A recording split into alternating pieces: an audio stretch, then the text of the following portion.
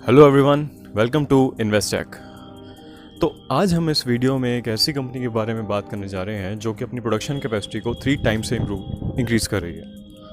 अब ये जो कंपनी एक टेक्सटाइल सेगमेंट में है, तो आप सोचेंगे अगर कोई टेक्सटाइल सेगमेंट में कंपनी अपनी कैपेसिटीज़ को 3 टाइम से इंक्रीज़ कर रही है तो उसके लिए उसको बहुत ज़्यादा डेट लेना पड़ेगा, प्लस जो अमाउंट है केपेक्स की वो बहुत ज़्यादा होगी और यूटिलाइजेशन में बहुत टाइम लगेगा। बट ये जो कंपनी है इसके बारे में यूनिक चीज़ ये है कि इसमें एक तो केपेक्स बहुत लो है, प्लस ये सारा केपेक्स होगा, ये सारा इंटरनल एक्रूवल से होगा और इसकी यूटिलाइजेशन में भी ज़्यादा टाइम नहीं लगेगा। तो चलिए देखते हैं आज इस कंपनी के बारे में एनालिसिस करते हैं कि इस कंपनी में कितनी ग्रोथ पॉसिबिलिटी है और क्या ये स्टॉक मल्टी बैगर स्टॉक बन सकता है। तो इस कंपनी का नाम है फेज 3 लिमिटेड। फेज 3 लिमिटेड एक टेक्सटाइल कंपनी है जो कि होम टेक्सटाइल प्रोडक्ट्स में मेनली डील करती है। अब होम टेक्सटाइल प्रोडक्ट्स में भी बहुत सारी कैटेगरीज होती हैं, तो ये जिस कैटेगरी में डील करती है वहाँ पे ज़्यादा प्लेयर्स ऑलरेडी नहीं हैं। तो चलिए देखते हैं इस कंपनी के बारे में क्या है। आज हम इस वीडियो में देखेंगे कि हम एक तो सबसे पहले हम देखेंगे टेक्सटाइल सेक्टर के टेलविंड्स क्या है, फिर हम इस कंपनी के बारे में स्टडी करेंगे, इसके प्रोडक्ट्स क्या हैं, क्लाइंट्स कौन से हैं, मैनेजमेंट क्वालिटी कैसी है, पास्ट कैसा था इस कंपनी का और आगे ग्रोथ क्या है, केपेक्स प्लान्स, फाइनेंशियल रिस्क, ये सारे टॉपिक्स आज हम कवर करेंगे। तो आपने देखा होगा कि टेक्सटाइल सेक्टर लास्ट 6 मंथ से काफ़ी लाइमलाइट में है, बहुत न्यूज़ में है, और ऐसा इसलिए है क्योंकि काफ़ी टेलविंड्स इस सेक्टर ने देखे हैं। अब टेलविंड्स की बात करें, सबसे पहला टेलविंड जो था वो था ट्रेड वॉर्स। अब यूएस चाइना की जब से ट्रेड वॉर शुरू हुई थी उसके बाद से क्या हुआ कि मेजॉरिटी ऑफ प्लेयर्स ने अपनी सोर्सिंग जो है शिफ्ट करनी शुरू करी थी, क्योंकि इंपोर्ट टैरिफ्स लग गए थे चाइनीज़ कंपनीज पे, तो उसकी वजह से चाइना से जो प्रोडक्ट्स आ रहे थे उनकी प्राइस जो है बढ़ गई थी। तो इम्पोर्टेड प्राइस जो थी इंक्रीज़ होने की वजह से जो यूएस के प्लेयर्स हैं उन्होंने सोर्सिंग अपनी एक्सपेंड करनी शुरू करी दूसरी कंट्रीज़ में। सेकेंड जो यहाँ पे ट्रिगर आया था वो था पेंडेमिक। अब पेंडेमिक से जो ट्रेड वॉर के बाद जो सोर्सिंग का प्रोसेस था वो ज़्यादा एग्रेसिव हो गया, क्योंकि अब कंपनीज़ को रियलाइज़ हो गया कि हम चाइना पे डिपेंडेंट रह के अपनी सेल्स अपनी इंक्रीज़ नहीं कर सकते, क्योंकि चाइना जो था एक बहुत फ्लक्चुएटिंग फैक्टर बन गया था उनके लिए सप्लाई टर्म्स में। कभी लॉकडाउन्स हो रहे थे, सबसे पहले कोविड वेव भी चाइना में आई, फिर ट्रेड वॉर्स हुई, तो इसकी वजह से चाइनीज़ प्रोडक्ट से जो प्लेयर्स जो बायर्स हैं वो थोड़ा दूर होने शुरू हो गए। थर्ड जो ट्रिगर आया था वो था ban on China Xinjiang reason. अब चाइना का जो ये शिंगजियांग रीजन है ये वर्ल्ड की 20% ऑफ द कॉटन प्रोड्यूस करता है।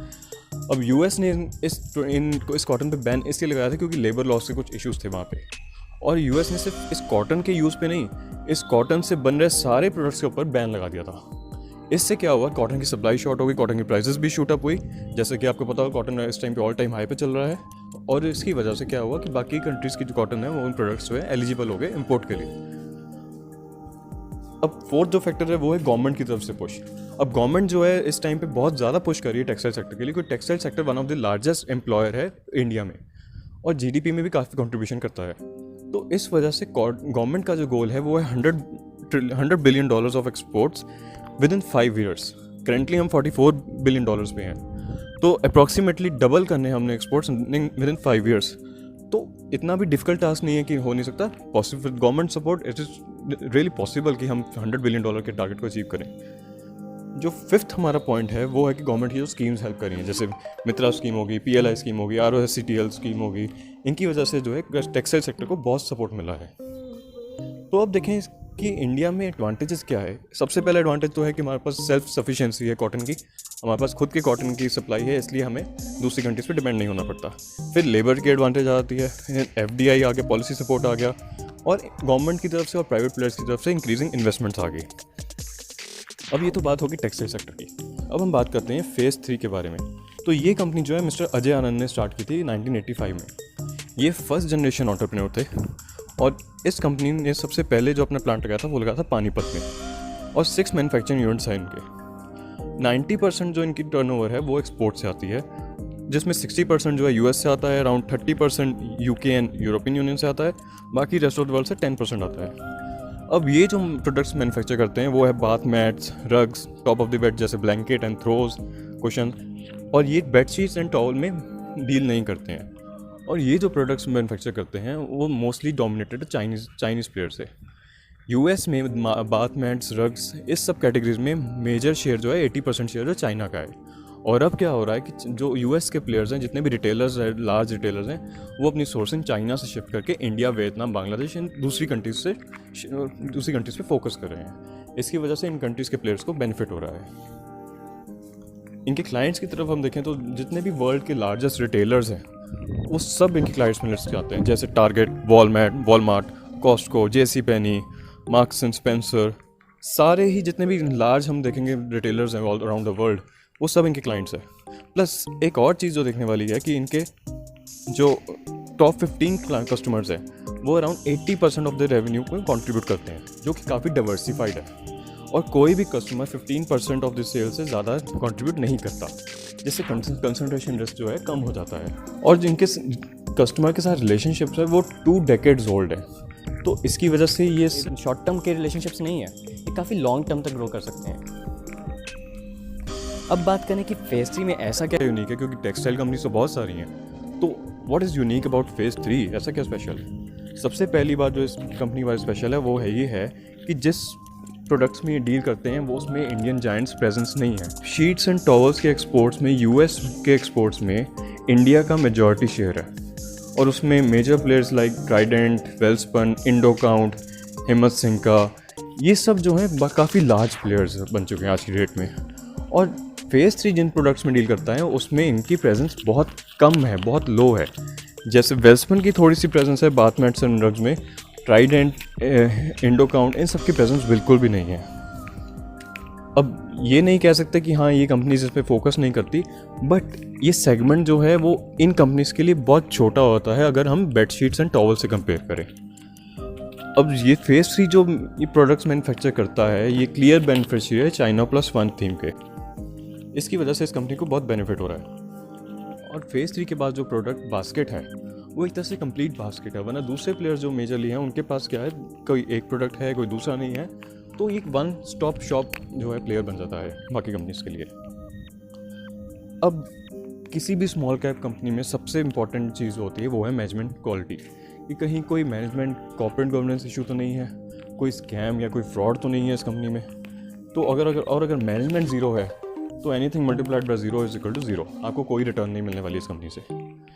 तो हमने क्या किया, इस कंपनी में कुछ देखने के लिए कोई रेड फ्लैग या कॉर्पोरेट गवर्नेंस इशू तो नहीं है, इसके लिए हमने लास्ट 10 ईयर्स की एनुअल रिपोर्ट्स के गो थ्रू हुए। हमने क्या देखा कि कोई भी हमें ऐसा रेड फ्लैग नहीं दिखा है जिसकी वजह से हम कहें कि इस कंपनी में कॉर्पोरेट गवर्नेंस इशू है। रादर हमारा जो कॉन्फिडेंस है इस कंपनी में ज़्यादा इंक्रीज़ हो गया इसके एनुअल रिपोर्ट्स के गो थ्रू होने के बाद, क्योंकि हमें रियलाइज़ हुआ कि मैनेजमेंट जो है बहुत एथिकल है और ऑनेस्ट है और कमिटेड है, वो अपनी कंपनी को ग्रो करने के लिए काफ़ी कमिटेड है।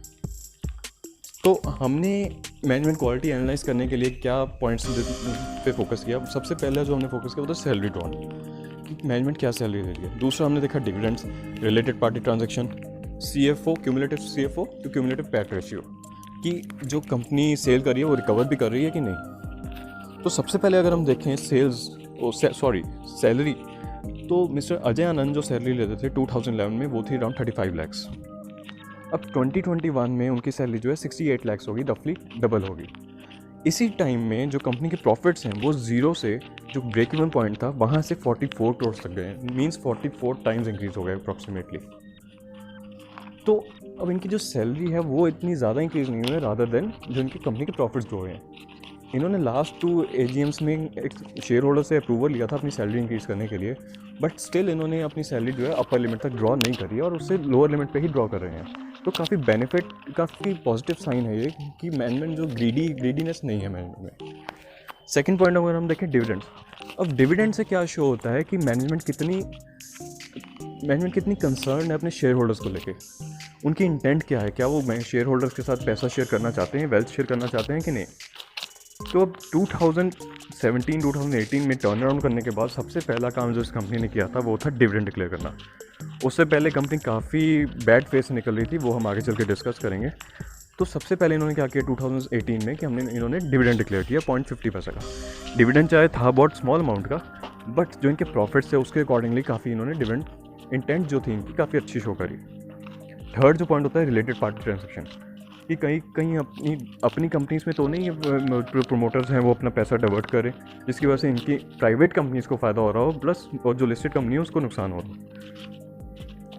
हमें एनुअल रिपोर्ट्स में जाने के बाद कोई भी ऐसी रिलेटेड पार्टी ट्रांजैक्शन इतनी सिग्निफिकेंट नहीं लगी कि हम कह सकें कि हाँ इस कंपनी में कुछ प्रॉब्लम है या मैनेजमेंट पैसे साइफन ऑफ कर रही है।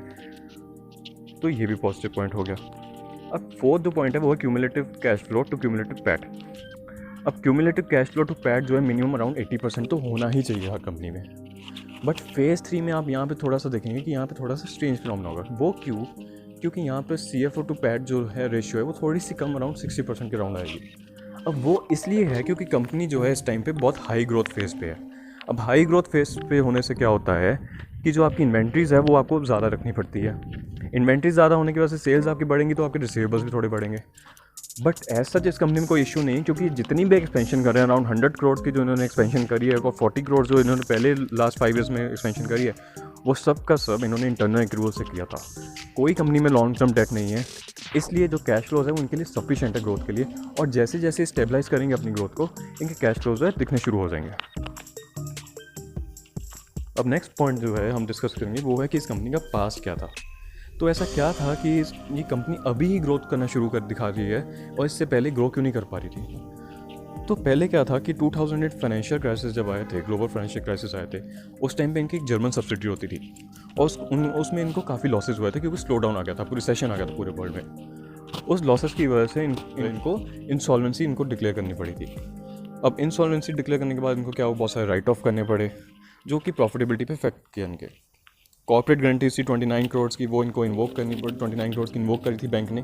FCC बॉन्ड थे जो कि रिडीम होने थे पर ये कर नहीं पाए क्योंकि इनके पास पेमेंट करने के लिए पैसे ही नहीं थे।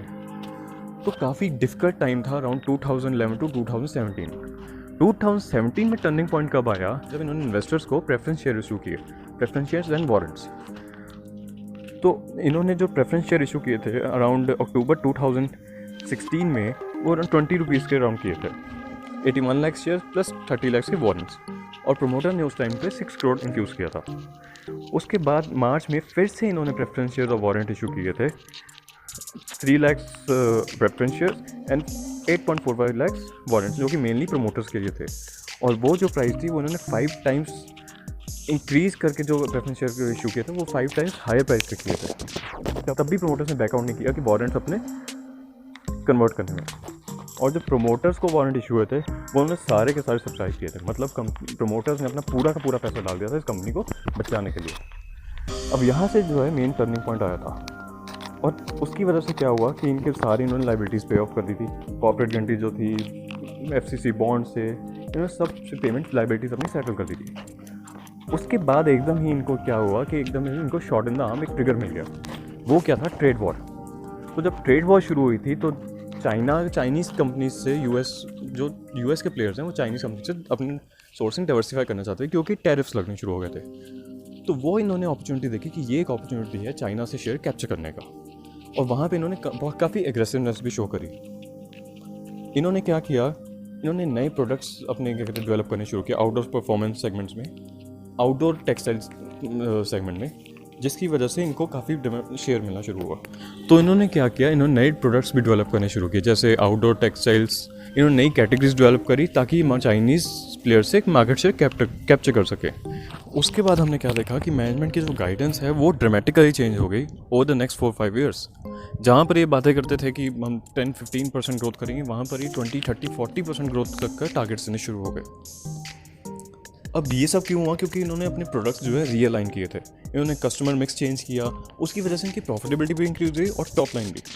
जहाँ ये एक टाइम पे स्ट्रगल कर रहे थे अपनी लाइबिलिटीज़ पे ऑफ करने के लिए, वहाँ पर अब ये बातें कर रहे थे कि अपने केपेक्स को इंटरनल एक्रूवल से कमीशन करने के लिए। और इन्होंने सारे जो अपने केपेक्सेस हैं वो सभी इंटरनल एक्रूवल से फंड किए थे। और मैनेजमेंट में ये गाइडेंस है कि बाय FY21 टू FY23 अपनी टॉप लाइन जो है डबल कर लेंगे, जो कि हमें होते हुए इस टाइम पे दिख भी रही है। तो ये सब तो अब तक पास्ट की बात है, कंपनी के पास्ट क्या था, कैसे इन्होंने ग्रोथ सर्वाइव किया, फिर उसके बाद ग्रोथ पाथ पे आई है। अब हम देखेंगे कि कंपनी आगे क्या करने जा रही है और फ्यूचर प्लान्स क्या है कंपनी के। तो अगर हम केपेक्स प्लान की तरफ देखें तो सबसे पहले उन्होंने इन्वेस्टमेंट जो है अपना प्लान बनाया, वो 80 करोड़ की इन्वेस्टमेंट का इनका प्लान था, जिससे अपनी कैपेसिटीज़ को ऑलमोस्ट 3 टाइम्स कर लेंगे बाय अप्रैल 2023। अब सबसे पहली कैटेगरी जो मेजर कैटेगरी है वो है फ्लोर्स एंड ड्रग्स। इनकी अराउंड 80% ऑफ द रेवेन्यू को कंट्रीब्यूट करते हैं, और इन्होंने डिसाइड किया कि अपनी कैपेसिटी को 2.5x से इंक्रीज़ करेंगे बाय मार्च 2022, जो कि अप्रैल में कैपेसिटी कमीशन इन्होंने कर दी है। और इसके लिए जो इन्वेस्टमेंट इन्होंने यूज़ की वो सिर्फ 30 करोड़ थी। सेकंड कैटेगरी जो देखेंगे वो है top of the beds and blankets. अब इसकी जो कैपेसिटी है वो 3 टाइम्स से इंक्रीज़ कर रहे हैं बाय जून 2022, और एज़ पर लेटेस्ट प्रेजेंटेशन ये ऑन ट्रैक है और जून में ही एक कमीशन हो जाएगी। अब इसके लिए जो इन्वेस्टमेंट थी वो ओनली 15 करोड़ इन्होंने यूज़ करी है। थर्ड कैटेगरी जो है हैंडलूम एंड होम टेक्सटाइल, इसकी कैपेसिटी भी ये 3 टाइम्स से इंक्रीज़ कर रहे हैं और ये नेक्स्ट ईयर अप्रैल 2023 तक कमीशन करेंगे। इसके लिए जो इन्वेस्टमेंट कंपनी कर रही है वो है अराउंड 35 करोड़। और अगर हम इनके एसेट टर्न की बात करें तो इनके जो टारगेटेड एसेट टर्न है वो है अराउंड 8 to 10x, और जो पीक पोटेंशियल जो इनकी कैपेसिटी एक्सपेंशन होने के बाद उसके बाद जो पीक पोटेंशियल है रेवेन्यूज़ का वो है around 1500 crore from currently around 500 crore run rate. तो 3 टाइम्स अपनी रेवेन्यूज़ जो है इंक्रीज़ कर सकती हैं आने वाले कुछ सालों में। अगर हम फाइनेंशियल्स की बात करें तो सबसे पहले तो इस कंपनी कोई लॉन्ग टर्म डेट नहीं है। ये जो भी अपनी एक्सपेंशन करती है सारे अपने इंटरनल एक्रूवल से ही करती है। और शॉर्ट टर्म लाइबिलिटीज़ भी अगर आप इसकी बैलेंस शीट पर देखेंगे वो मोस्टली पैकिंग क्रेडिट फैसिलिटी है, जिसके ऊपर इनके ऊपर इंटरेस्ट सब्सिडी मिलती है और उसका जो इंटरेस्ट रेट है वो अराउंड 3 to 4% के आसपास ही है। और एबिटा मार्जिन जो है वो भी काफ़ी हेल्दी है, अराउंड 17%, पैट मार्जिन अराउंड 10%।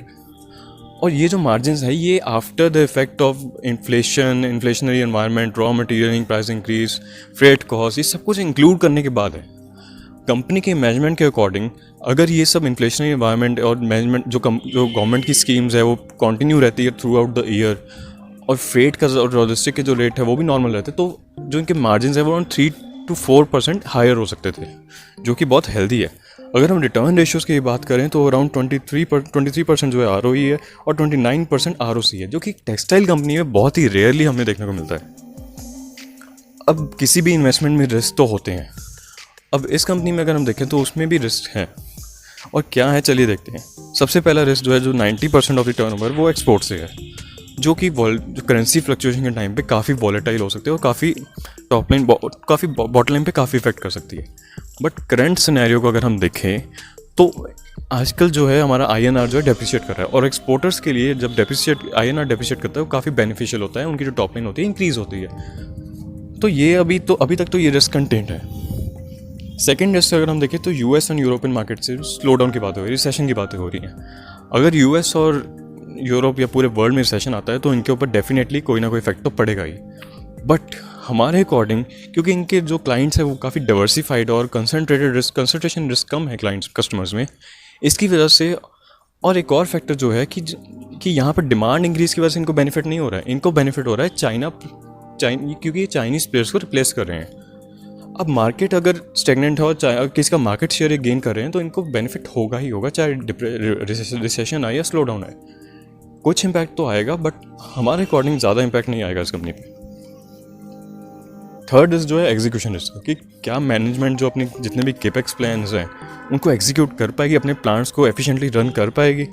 अभी तक तो जो हमने जितना देखा है, जितना एनालाइज किया है, अभी तक तो ये कंपनी काफ़ी हेल्दी और पॉजिटिव वे में अपनी कैपेसिटीज़ को इंक्रीज़ कर रही है और ऑन द टाइम है। एग्जीक्यूशन की काफ़ी अच्छी रही है अभी तक। फोर्थ जो रिस्क है और जो हम आजकल सभी कंपनीज में देख रहे हैं वो है रॉ मटेरियल रिस्क। अब यहाँ पर ये इस रिस्क को कैसे मिटिगेट कर रहे हैं, क्योंकि इनके जो कॉन्ट्रैक्ट्स हैं, जो इनके जो ऑर्डर्स होते हैं वो मोस्टली रन रेट ऑर्डर्स होते हैं, मतलब कि लॉन्ग टर्म ऑर्डर्स नहीं होते हैं। तो रन रेट ऑर्डर होने की वजह से क्या है, इनके 85% अराउंड जो टर्नओवर है वो रन रेट ऑर्डर्स की, और 10 to 15% जो है वो लॉन्ग टर्म ऑर्डर्स है। अब लॉन्ग टर्म ऑर्डर्स में आपको अपने ऑर्डर्स फुलफिल करने ही होते हैं, चाहे रॉ मटेरियल के प्राइस जैसे भी हो, चाहे मार्जिन आपके कम हो, आपने जो कमिटमेंट करी हो फुलफिल करनी पड़ती है। बट यहाँ पर ऑर्डर्स के रन रेट ऑर्डर्स होने की वजह से इनके पास फ्लेक्सिबिलिटी है कि ये अपने प्राइजेस को कोटेशंस को चेंज कर सकें, जिसकी वजह से अभी तक ये अपने मार्जिन को प्रोटेक्ट कर पाए हैं और होप्स हो ये आगे तक भी कर पाएंगे। तो ये थे इस कंपनी में जितने रिस्क हमने एनालाइज, हमें लगता है कि ये रिस्क हैं, पॉसिबल हैं। तो आप सोचेंगे कि क्या हमें इस कंपनी में इन्वेस्ट करना चाहिए। तो देखिए, जैसे इस कंपनी के ग्रोथ प्लान्स हैं और जो वैल्यूएशन है इस टाइम पे, प्लस ये कंपनी की मैनेजमेंट क्वालिटी अच्छी है और डेट भी नहीं है, बिल्कुल भी लॉन्ग टर्म डेट तो है ही नहीं, शॉर्ट टर्म डेट है वो भी ज़्यादा नहीं है। तो उसके अकॉर्डिंग अगर हम देखें तो काफ़ी पॉजिटिव जो है इस कंपनी का फ्यूचर है। अब इस कंपनी की वैल्यूएशन भी अगर हम देखें तो करेंटली ट्रेलिंग 12 मंथ्स पे अराउंड 13 की पी के अराउंड ट्रेड कर रही है। और अगर हम असेस करें कि अगले साल अगर ये 50% ग्रोथ भी करती है अपनी सेल्स में, क्योंकि इसकी कैपेसिटी जो है मेजर ऑफ द कैपेसिटीज जून तक अवेलेबल हो जाएंगी, तो उसकी वजह से अगर हम देखें तो अगर हम इनकी बॉटम में 50% भी अगर इंक्रीज़ करती है तो इनकी 1 ईयर फॉरवर्ड पी तो बहुत ज़्यादा कम होती है, अराउंड 6-7 के आसपास आ जाती है। तो इसकी वजह से कंपनी की वैल्यूएशन जो है वो बहुत कंफर्टेबल हैं। बट ये एक इन्वेस्टमेंट एडवाइस नहीं है, ये वीडियो सिर्फ एक नॉलेज के लिए हमने बनाई है और नॉलेज के लिए आपसे शेयर करिए। अगर आपने इस कंपनी में इन्वेस्ट करना है तो प्लीज़ अपने फाइनेंशियल एडवाइज़र से कंसल्ट करिएगा, क्योंकि ये एक रिकमेंडेशन नहीं है, ना ही ये कोई आपको एडवाइस है, बस एक नॉलेज बेसिस के लिए आपसे कंपनी जो हमने वीडियो है शेयर करिए।